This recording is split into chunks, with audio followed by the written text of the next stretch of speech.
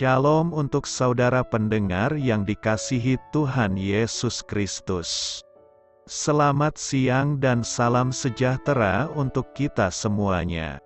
Selamat datang kembali di renungan siang dan doa siang pada hari ini. Semoga saudara yang terkasih dalam keadaan sehat selalu.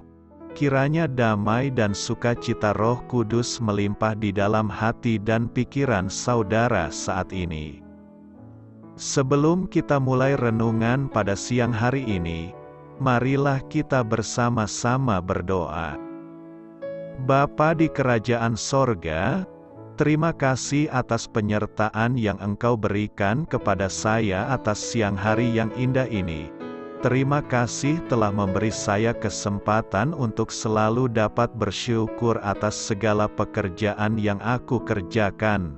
Maka dari itu, saya mohon sertailah selalu diri ini sepanjang hari ini.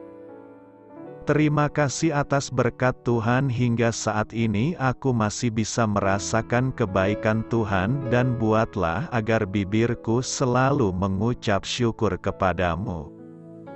Tuhan Yesus Kristus, terima kasih pada saat ini saya masih bisa bekerja. Tuhan, saat ini saya akan memulai pekerjaan saya. Berkatilah pekerjaan ini dan sertailah sepanjang saya selama bekerja pada hari ini, agar menjadi berkat bagiku, bagi keluargaku dan juga tempat saya bekerja. Berkati seluruhnya di siang hari ini agar berjalan dengan baik dan menjadi berkat untuk kami jalani bersama dengan anak Tuhan yang lainnya. Dalam nama Tuhan Yesus, aku berdoa. Amin. Sahabat saudara rohani, pembacaan ayat emas Alkitab renungan kita siang hari ini. Nats bacaan kita siang hari ini adalah, dalam segala hal kami menunjukkan, bahwa kami adalah pelayan Allah, yaitu, dalam menahan dengan penuh kesabaran dalam penderitaan, kesesakan dan kesukaran.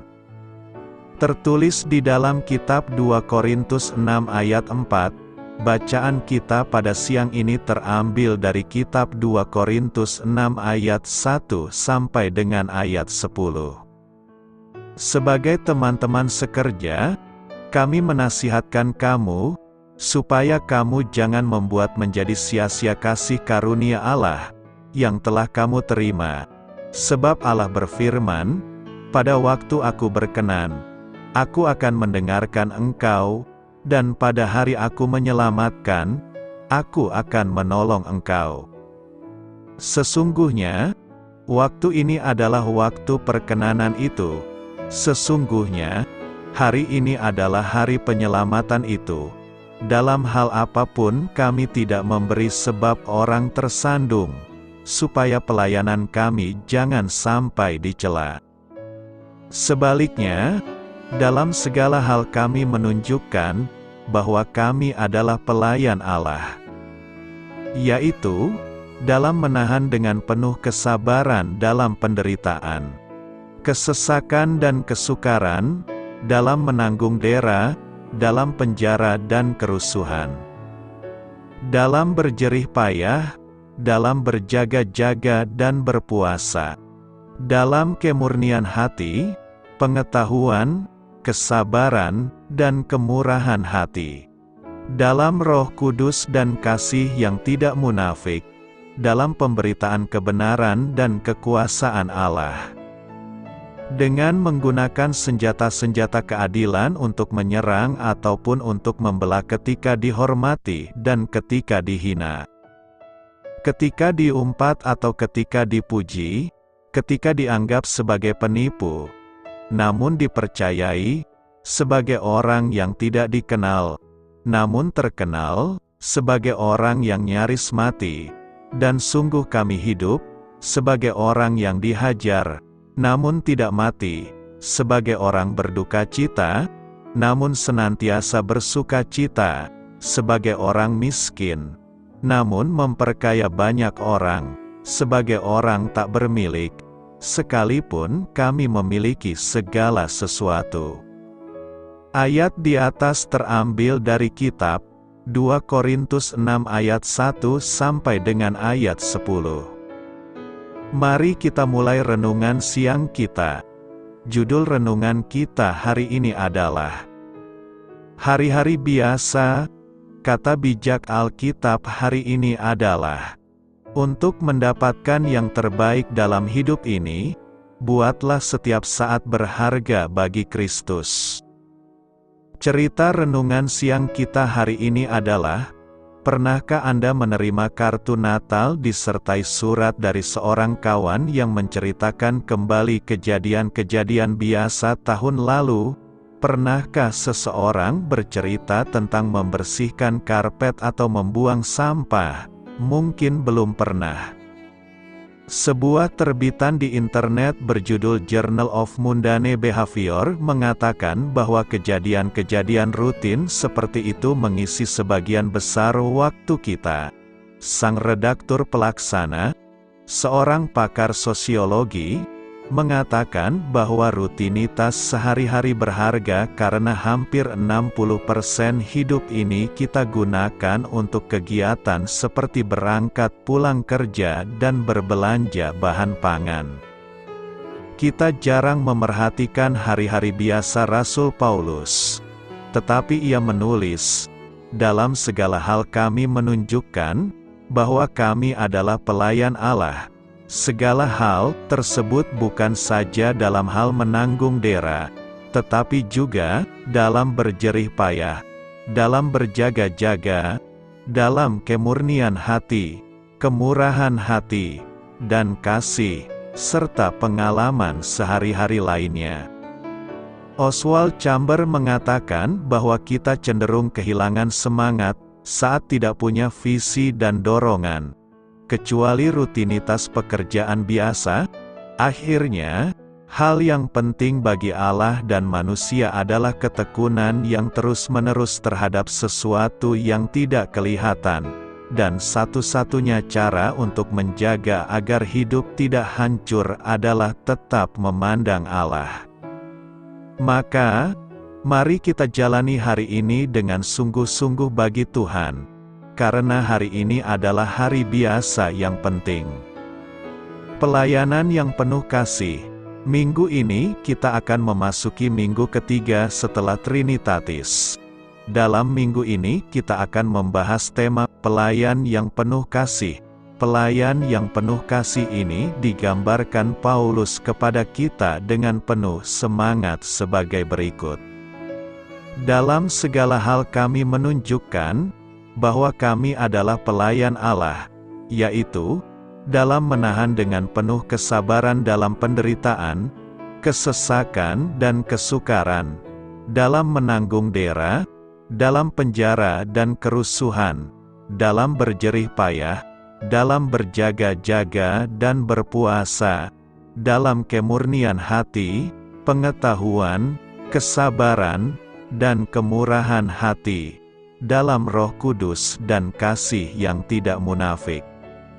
Intinya Paulus hendak mengajarkan kepada kita bahwa untuk menjadi seorang pelayan Tuhan, kita harus punya semangat melayani yang kuat dan tangguh. Semangat hamba-hamba Tuhan diperlihatkan kepada kita, bahwa sesungguhnya kita diingatkan bagaimana untuk mampu bertahan dalam kehidupan yang terberat sekalipun, yakni mampu untuk mengendalikan diri melalui kuasa kasih karunia Allah yang telah diberikan bagi kita di dalam Yesus Kristus. Iman yang telah kita miliki melalui darah Kristus adalah kekuatan kita untuk mampu mengendalikan diri dalam dunia yang tidak menentu dan penuh tantangan. Paulus menyadari bahwa tugas pelayanan yang diterimanya bukan karena kehebatannya tetapi semata-mata karena kemurahan Allah. Pelayanan yang diterimanya dilihat sebagai bentuk kebaikan Allah, dan Allah memberi kesempatan baginya untuk melakukan pekerjaan yang begitu mulia itu. Itu sebabnya ia melakukan pelayanannya dengan hati yang murni, tulus dengan tujuan memberitakan bahwa Yesus Kristus adalah Tuhan dan Juru Selamat. Tuhan Yesus yang telah memanggil, memilih dan memakai dia benar-benar menjadi seorang pelayan yang rendah hati serta takut akan Tuhan. Segala sesuatu yang ia kerjakan hanya fokus terhadap tugas yang dipercayakan Tuhan. Sebagai pelayan Tuhan, Paulus berusaha untuk menjaga kesaksian hidupnya agar ia tidak menjadi batu sandungan, menahan dengan penuh kesabaran dalam penderitaan, kesesakan dan kesukaran, bahkan dalam menanggung dera, dalam penjara dan kerusuhan, dalam berjerih payah, berjaga-jaga dan berpuasa. Semua ia jalani dengan kerendahan hati. Ia sadar benar bahwa kesulitan dan segala tantangan yang dihadapi adalah konsekuensi kesetiaan dalam melayani Tuhan. Timbul pertanyaan kita sekarang, bagaimanakah caranya agar kita mampu menjadi seorang pelayan yang penuh kasih? Ada beberapa cara yang harus kita lakukan agar kita disebut seorang pelayan yang penuh kasih, yakni: pertama, janganlah kita membuat menjadi sia-sia kasih karunia Allah. Paulus menasihati kita supaya kita tidak menyia-nyiakan kasih karunia Allah yang sudah dilimpahkannya kepada kita. Dalam ayat 1 disebutkan, sebagai teman-teman sekerja, kami menasihatkan kamu, supaya kamu jangan membuat menjadi sia-sia kasih karunia Allah, yang telah kamu terima. Secara tersirat, Paulus mengingatkan kita supaya kita menggunakan kasih karunia Allah menjadi dasar yang kuat dalam pemberitaan Injil-Nya, supaya pelayanan kita berkakar, bertumbuh, berkembang dan berbuah, serta membawa banyak jiwa mengikut Dia. Kedua, pelayanan kita harus membawa penyelamatan.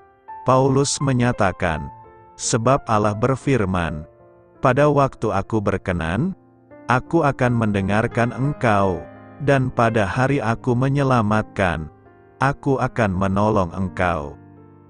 Sesungguhnya, waktu ini adalah waktu perkenanan itu.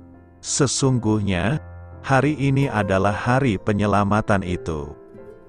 Melalui ayat ini, Paulus mengutip perkataan Tuhan Yesus, pada waktu aku berkenan, aku akan mendengarkan engkau, dan pada hari aku menyelamatkan, aku akan menolong engkau. Kutipan pernyataan Tuhan Yesus tersebut mengatakan bahwa pada waktu Tuhan berkenan, pada saat Tuhan Yesus berkehendak, maka Ia akan dengan sukacita mendengarkan doa-doa kita. Selanjutnya, firman tersebut juga mengatakan bahwa pada hari Tuhan Yesus Kristus berkehendak menyelamatkan kita, maka Ia akan melawat, menyertai, menopang dan menolong kita menyelesaikan berbagai masalah yang menghimpit kita. Ia akan datang melawat, menolong, menebus dan menyelamatkan kita dari hukuman dosa. Ketiga, sebagai pelayan Allah kita harus menahan segala perkara dengan kesabaran. Paulus tidak menghendaki terjadi seseorang yang tersandung karena pelayanan mereka. Ia tidak ingin pelayanan pemberitaan firman Tuhan akan menimbulkan batu sandungan bagi orang-orang tertentu yang tidak suka terhadap pelayanan mereka. Paulus menginginkan supaya pelayanan firman Tuhan berlangsung tanpa cacat dan cela. Dalam hal apapun kami tidak memberi sebab orang tersandung, supaya pelayanan kami jangan sampai dicela. Oleh sebab itu, Rasul Paulus dan para hamba Tuhan menunjukkan bahwa diri mereka adalah pelayan Tuhan yang dapat bertahan dalam penderitaan, kesesakan dan kesukaran dengan penuh kesabaran. Sebaliknya, dalam segala hal kami menunjukkan bahwa kami adalah pelayan Allah, yaitu dalam menahan dengan penuh kesabaran dalam penderitaan, kesesakan, dan kesukaran. Keempat, seorang pelayan Allah harus mampu menanggung segala dera.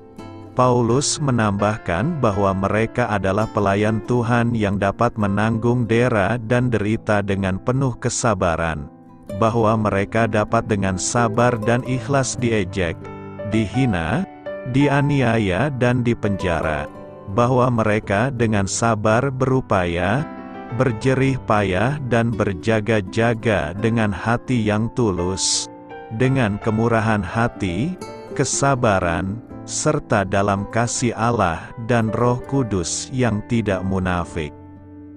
Kelima, seorang pelayan Allah harus mampu menjadi pemberita kebenaran dan kekuasaan Allah. Paulus menyatakan bahwa mereka, baik dirinya maupun hamba-hamba Tuhan lainnya, dengan sabar dan ikhlas melakukan pemberitaan kebenaran firman Tuhan dan kekuasaan dan kemuliaan Allah. Mereka menggunakan senjata-senjata keadilan untuk menyerang atau membela diri mereka, yaitu ketika mereka dihormati atau dihina, ketika mereka diumpat atau dipuji, maupun ketika mereka dianggap sebagai penipu atau dipercaya oleh semua orang yang dilayaninya. Keenam, sebagai pelayan Allah harus siap menerima berkat Allah. Melalui ayat-ayat ini Paulus memberi didikan, ajaran dan nasihat kepada kita bahwa mereka, baik dirinya maupun hamba-hamba Tuhan lainnya, selalu sabar ketika ia dianggap sebagai orang yang tidak mereka kenal, namun terkenal. Mereka dengan sabar jika dianggap sebagai orang yang nyaris mati, namun sesungguhnya mereka hidup karena iman kepada Tuhan Yesus. Mereka, pelayan-pelayan Tuhan itu tetap tenang dan tidak marah meskipun mereka diperlakukan sebagai orang yang dihajar, namun tidak mati. Mereka tahan dalam pencobaan sebagai orang berduka cita, namun senantiasa bersuka cita. Mereka tabah dan tahan uji sebagai orang miskin, namun memperkaya banyak orang. Mereka sabar sebagai orang tak bermilik, sekalipun mereka memiliki segala sesuatu. Renungkan, sudahkah kita menjadi seorang pelayan Allah yang sabar, rendah hati dan tahan uji?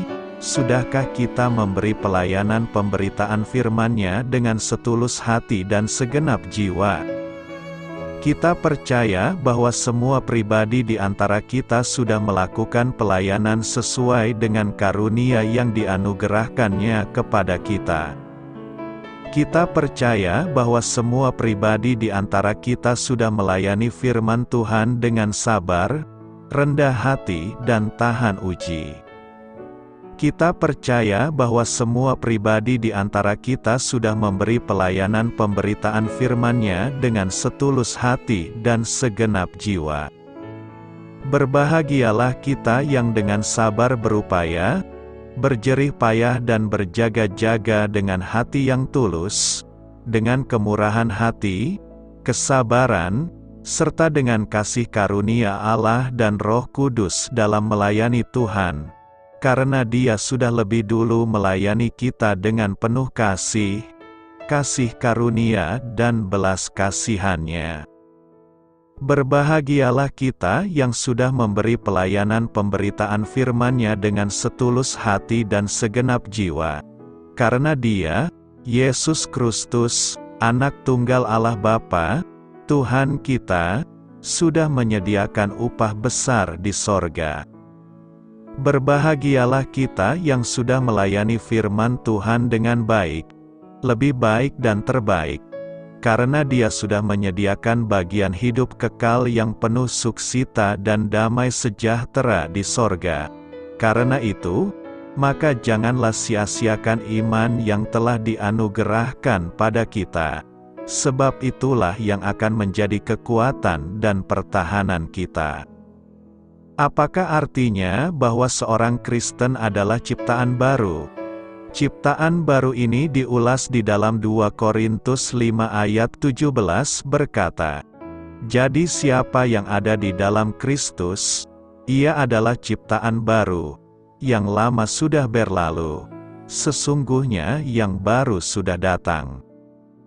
Kata "jadi" merujuk kepada ayat 14-16 di mana Paulus memberitahu bahwa semua orang percaya telah mati bersama Kristus dan tidak lagi hidup untuk diri sendiri. Kehidupan kita sudah tidak lagi bersifat duniawi. Hidup kita sekarang bersifat rohani. Kematian kita adalah kematian hodrat berdosa kita yang telah disalib bersama Kristus.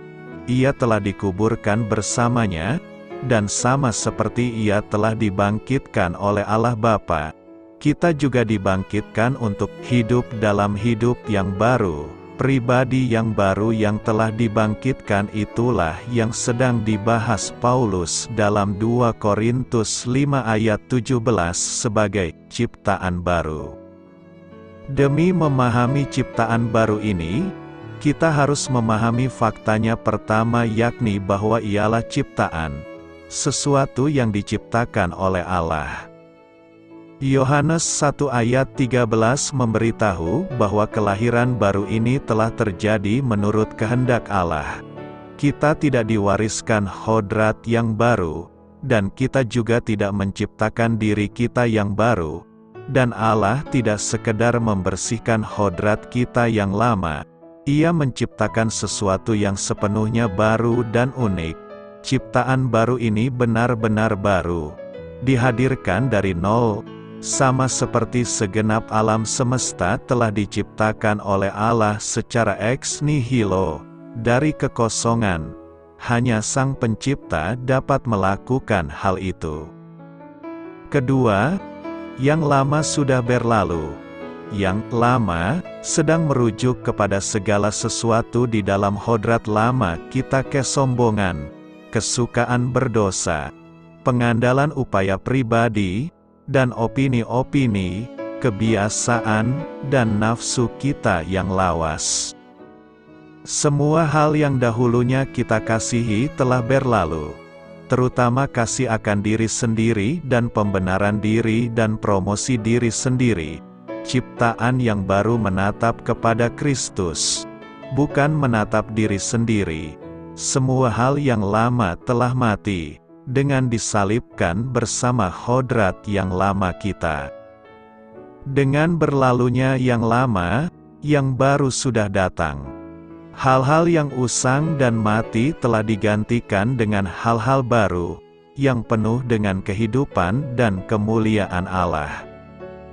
Jiwa yang baru lahir ini berkenan terhadap hal-hal ilahi dan membenci hal-hal duniawi serta berbau kedagingan. Tujuan, perasaan, keinginan, dan pengertian kita baru dan sangat berbeda. Kita melihat dunia melalui sudut pandang baru. Alkitab seakan-akan belum pernah kita baca, dan walaupun mungkin pernah kita baca, ada keindahan di dalamnya yang belum kita sadari sebelumnya, dan yang membuat kita heran mengapa kita tidak menyadarinya selama ini. Sepertinya alam di sekeliling kita telah berubah, dan kita seakan-akan hidup di dunia yang baru. Langit dan bumi penuh dengan hal-hal baru, dan semua hal sepertinya memuliakan Allah. Ada perasaan baru terhadap sesama manusia kita, kasih bagi keluarga dan kerabat kita. Belas kasih yang belum pernah kita rasakan terhadap para musuh kita, dan kasih bagi semua umat manusia. Dosa yang dahulunya kita pertahankan, sekarang ingin kita buang selamanya. Kita telah menanggalkan manusia lama serta kelakuannya, dan telah mengenakan manusia baru, yang telah diciptakan menurut kehendak Allah di dalam kebenaran dan kekudusan yang sesungguhnya. Lantas bagaimana dengan orang Kristen yang masih terus berdosa? Ada perbedaan antara berdosa dan terus hidup dalam dosa. Tidak seorang pun yang dapat mencapai kesempurnaan tanpa dosa dalam kehidupan ini. Namun orang Kristen sejati sedang dikuduskan setiap hari, di mana dosanya semakin sedikit dan semakin ia benci ketika ia gagal. Benar, kita masih berdosa, namun secara tidak disengaja dan semakin jarang beriringinan dengan bertambahnya dewasa rohani kita. Diri kita yang baru membenci dosa yang masih menempel. Perbedaannya ialah bahwa ciptaan baru sudah bukan budak bagi dosa, sebagaimana adanya dahulu. Sekarang kita telah dibebaskan dari dosa dan dosa sudah tidak lagi berkuasa atas kita. Sekarang kita dikuatkan oleh dan bagi kebenaran. Sekarang kita mempunyai pilihan untuk membiarkan dosa berkuasa atau menganggap diri kita mati bagi dosa. Tetapi kamu hidup bagi Allah dalam Kristus Yesus. Puji Tuhan, kita sekarang mempunyai kekuatan untuk memilih alternatif kedua. Ciptaan baru adalah hal yang luar biasa, yang dirancangkan dalam pikiran Allah dan diciptakan oleh kuasa-Nya dan bagi kemuliaan-Nya. Jangan sia-siakan kasih karunia Allah. Keselamatan di dalam Kristus merupakan kasih karunia Allah yang sangat berharga. Keselamatan itu merupakan kasih karunia, pemberian cuma-cuma, karena tidak ada suatu kebaikan pada diri kita yang membuat kita patut menerima keselamatan itu.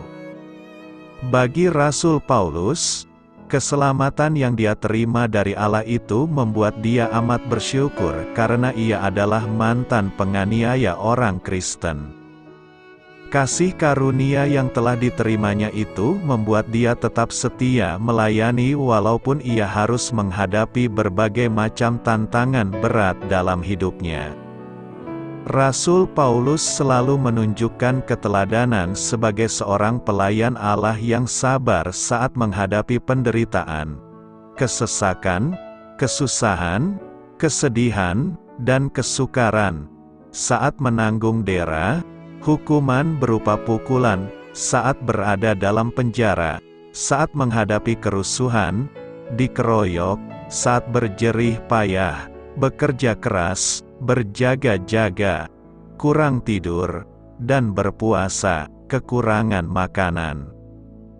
Dia selalu menjaga kemurnian hati, ketulusan, berlaku bijaksana, berpengetahuan, sabar, dan murah hati, bergantung kepada pertolongan Roh Kudus, mempertahankan kasih yang tulus.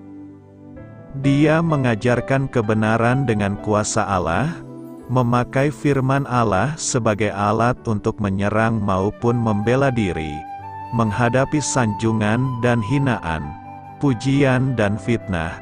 Dia bersikap jujur namun dianggap penipu, tidak dikenal namun terkenal. Dia nyaris mati karena dihajar, dianiaya, sampai disangka mati, namun tetap hidup. Dia dibuat sedih, namun tetap gembira, nampak miskin, tetapi membuat orang lain menjadi kaya, nampak tidak punya apa-apa, tetapi sebenarnya memiliki segala sesuatu. Rasul Paulus selalu berusaha untuk bekerja dalam sebuah tim. Dia memberi teladan, kemudian mengajar orang lain untuk melakukan hal yang sama. Dia tidak mau menyia-nyiakan kasih karunia Allah yang telah dia terima, dan dia mendorong jemaat yang dilayaninya yang disebutnya sebagai teman-teman sekerja untuk melakukan hal yang sama. Dia menegaskan bahwa kasih karunia Allah itu ditawarkan dalam jangka waktu yang terbatas. Dia tidak mau menyia-nyiakan kasih karunia Allah, dan dia berusaha agar dirinya tidak menjadi penghalang bagi orang lain untuk menerima kasih karunia yang sama, yaitu keselamatan di dalam Yesus Kristus. bagaimana sikap Anda terhadap karunia Allah yang telah ditawarkan juga kepada Anda itu. Selamat berkarya untuk Tuhan, selamat memulai karya dalam minggu ini untuk Tuhan. Doa saya menyertai saudara sekalian. Saya memberkati Anda agar sewaktu Anda mencarinya dari Dia, Bapa Surgawi Anda akan memberikan bagi Anda roti harian Anda. Dalam nama Yesus Kristus, Tuhan yang berkuasa atas alam semesta dan menuntun kita kepada iman yang menyelamatkan, Tuhan Yesus menyertai senantiasa. Tuhan memberkati. Amin.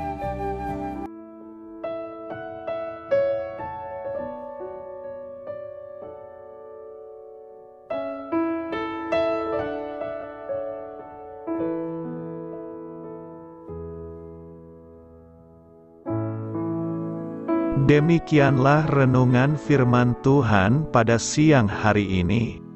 Semoga menjadi kekuatan di dalam hidup kita dan menjadikan kita pribadi yang lebih sukses. Sebelum kita memulai aktivitas hari ini, marilah kita berdoa. Bapa kami yang ada di sorga, terima kasih atas kasih dan kebaikan Tuhan yang begitu besar buat kami. Tuntunlah perbuatanku agar di sepanjang hari ini saya bisa bekerja sebaik-baiknya, tidak pernah jemu menolong sesama, selalu ramah dan tahu terima kasih, menghayati iman dan mengamalkannya dengan sekuat tenagaku. Semua ini saya sampaikan kepadamu, dengan pengantaraan Kristus, Tuhan kami. Allah, Bapa kami bersyukur kepadamu, bahwa dengan bekerja kami boleh ambil bagian di dalam karya-Mu mensejahterakan dan membahagiakan umat manusia. Kami mohon bimbingan-Mu dalam melaksanakan pekerjaan kami hari ini. Bimbinglah kami agar sanggup bekerja dengan semangat kasih, dengan riang, rajin dan jujur. Terima kasih, Tuhan. Amin. Dalam nama Tuhan Yesus Kristus Tuhan dan Juru Selamat kami, Bapa kami yang baik, kami mengucap syukur dan berdoa. Amin. Biarlah firman Tuhan menjadi pengingat untuk kita semua, bahwa tuntunan dari Roh Kudus akan selalu memberi jalan keluar bagi setiap permasalahan hidup kita, dan memberi kedamaian di hati kita. Amin. Sampai jumpa di renungan siang saudara rohani berikutnya. Shalom.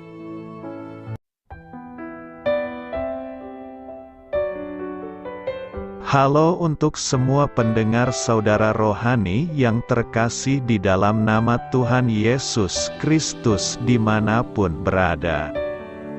Mari dukung kami, tim redaksi Renungan Harian Saudara Rohani dengan cara memberikan bantuan, kritik dan masukan.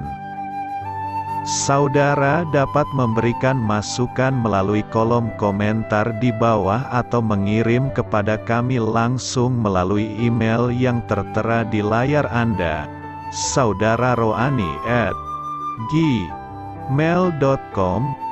Jika saudara terberkati melalui renungan ini, saudara dapat mendoakan kami dan memberikan bantuan lainnya dengan mengirim email kepada kami.